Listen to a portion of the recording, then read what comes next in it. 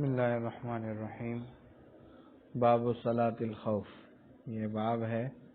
خوف کی نماز کے بارے میں۔ اذا اشتد، یاد رکھو صلاۃ الخوف کا حکم تب ہے جب سارے مقتدی ایک ہی امام کے پیچھے نماز پڑھنے کے خواہش مند ہوں۔ بات آ گئی سمجھ میں؟ اللہ، اسی وجہ سے امام ابو یوسف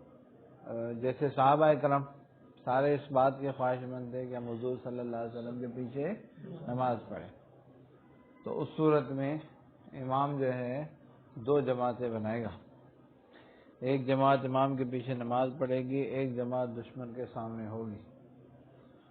ٹھیک ہے۔ اب دو رکعتیں ہیں نا، سفر میں ہوں گے تو زور کی مثال طور پڑھ رہے ہیں تو دو رکعتیں ہوں گی نا، کتنی ہوگی؟ وری کٹی نہ جا پڑا وری کینچی تو ہے۔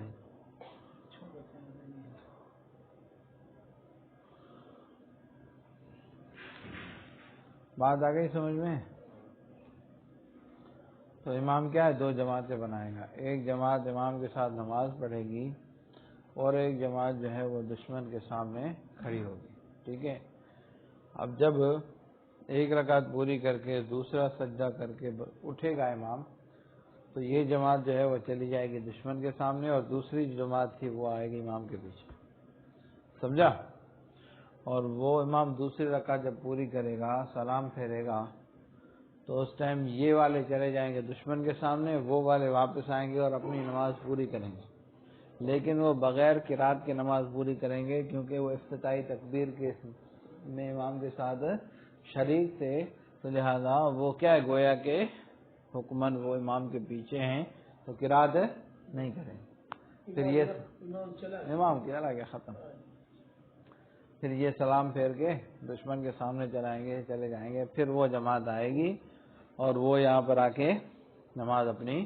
پوری کرے گی۔ بات آ گئی سمجھ میں؟ تو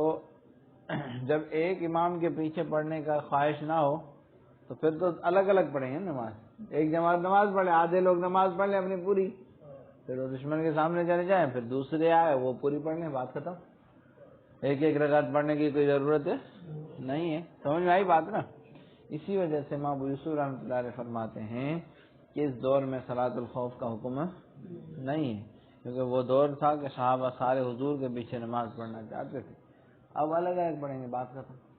نہیں ہے بات سمجھ میں؟ دیکھو، اذا اشتد الخوف، جب شدید ہو جائے خوف، جعل الامام الناس،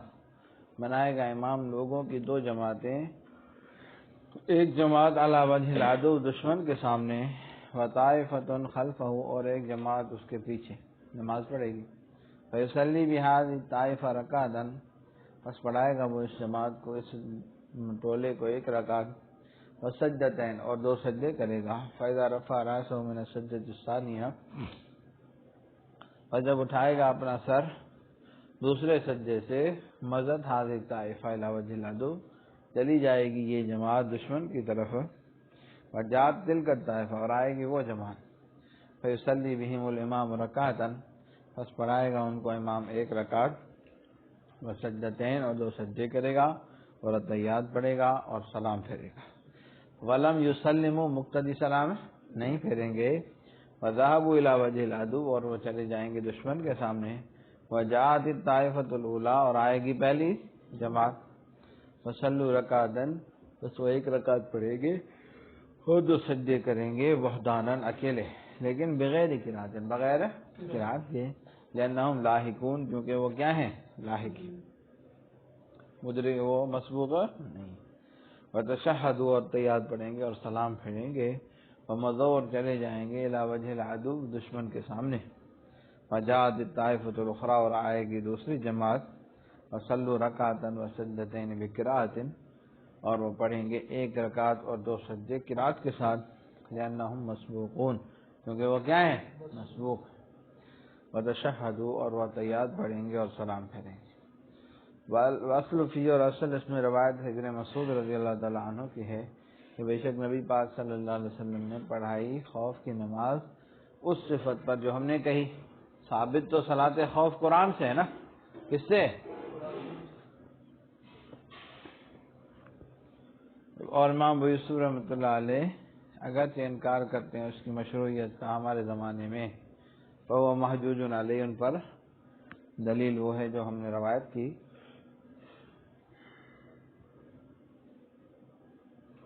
فَإِنْ كَانَ الْإِمَامُ مُقِيمًا، اور اگر امام مقیم ہے تو پڑھائے گا پہلی جماعت کو 2 رکعتیں، اب الطائفۃ الثانیہ رکعتیں، اور دوسری جماعت کو 2 رکعتیں۔ اس وجہ سے کہ روایت کیا گیا ہے کہ بے شک نبی پاک صلی اللہ علیہ وسلم نے پڑھائی ظہر کی نماز دونوں جماعتوں کو 2 رکعتیں، اور مغرب کی ہے تو پہلی کو 1 رکعت، دوسری کو 2 رکعت، نہیں پہلی کو 2 رکعتیں اور دوسری کو 1 رکعت۔ وَيُصَلِّي بِالطَّائِفَةِ الْأُولَىٰ مِنَ الْمَغْرِبِ، اور پڑھائے گا پہلی جماعت کو مغرب کی 2 رکعتیں، وَالثَّانِيَةَ رَكْعَةً وَاحِدَةً، اور دوسری کو، لِأَنَّ تَنْصِيفَ الرَّكْعَةِ الْوَاحِدَةِ غَيْرُ مُمْكِنٍ، کیونکہ 1 رکعت کو آدھا کرنا ممکن ہے نہیں ہے، ڈیڑھ نہیں ہو سکتی۔ فَجَعَلَهَا فِي الْأُولَىٰ أَوْلَىٰ، بس اس کو کرنا یعنی بیچ والی رکعت کو پہلی فی الاولیٰ، پہلی طائفہ میں زیادہ بہتر ہے سبقت کے حکم کی وجہ سے۔ ولا یقاتلون، اور وہ قتال نہیں کریں گے فی حال صلاۃ، نماز کی حالت میں، فإن فعلوا، اگر انہوں نے ایسا کیا یعنی کوئی بھی لڑا، تو بطلت صلاتہم، ان سب کی نماز باطل ہو جائے گی، کیونکہ نبی پاک صلی اللہ علیہ وسلم مشغول ہو گئے 4 نمازوں سے خندق والے دن۔ اگر ادا جائز ہوتی قتال کے ساتھ تو آپ صلی اللہ علیہ وسلم اس کو چھوڑتے نہیں۔ فإن اشتد الخوف، اگر خوف اور شدید ہو جائے تو صلوا رکبانا، وہ سواری پر نماز پڑھیں گے، فرادا، تنہا تنہا، یؤمون بالرکوع والسجود، اشارہ کریں گے رکوع اور سجدوں کا، الی ای جہۃ شاءوا، جس جہت پر کی طرف بھی چاہیں۔ فاذا لم يقدروا علی توجہ الی القبلہ، اور جب ان کو قدرت نہ ہو قبلے کی طرف منہ کرنے کی، ونی اذا لم يقدروا، جب وہ قادر نہ ہو قبلے کی طرف منہ کرنے پر، کیونکہ اللہ تعالیٰ کا ارشاد بارہ کہ فإن خفتم فرجالا او رکبانا، اگر تمہیں خوف ہو تو پیدل نماز پڑھو یا سوار ہو کر، وسقطت توجہ، اور قبلے کی طرف منہ کرنا ساکت ہو جائے گا ضرورت کی وجہ سے ہے۔ آئی بات سمجھ میں؟ اور امام محمد رحمۃ اللہ علیہ سے روایت ہے کہ وہ نماز پڑھیں گے جماعت کے ساتھ، یعنی سواری پر بھی، ٹھیک ہے، ولی سے بھی صحیح ہے، اور یہ ان کی طرف یہ قول منسوب کرنا صحیح نہیں ہے، لیکن اعدام الاتحاد فی المکان، کیونکہ مکان میں اتحاد ممکن نہیں ہے، وہ معدوم ہے۔ بات آ گئی سمجھ میں؟ چلو بھائی، صلی اللہ تعالی علی حبیبہ سیدنا محمد وعلی آلہ واصحابہ اجمعین، آمین برحمتک یا